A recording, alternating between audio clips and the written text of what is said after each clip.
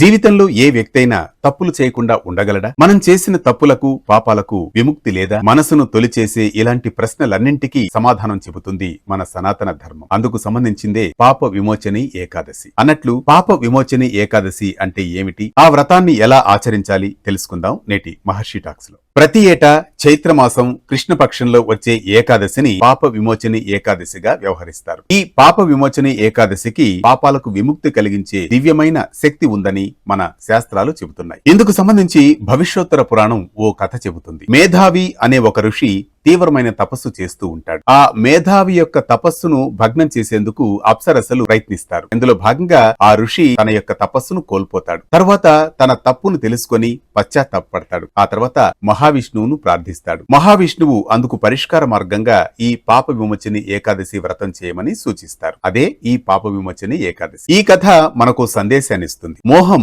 మలినం చేస్తుందని, ఆ మలినాన్ని పోగొట్టుకునేందుకు పశ్చాత్తాపం, భక్తి మాత్రమే మనకు పరిష్కార మార్గాన్ని సూచిస్తుందని చెబుతుంది. ఇదే ఇందులో ఉన్న సందేశం. ఇలాంటి మరిన్ని అంశాలతో కొనసాగేందుకు యూట్యూబ్, ఇన్స్టాగ్రామ్ లో ఫాలో కండి, సబ్స్క్రైబ్ చేసుకోండి. మహర్షి టాక్స్, మీ ఆర్కే కొత్తకోటతో. పండుగే కాదు, రోజువారీ విశిష్టత కూడా మిస్ అవుతున్నారా? ఇప్పుడే డౌన్లోడ్ చేసుకోండి వేటు న్యూస్.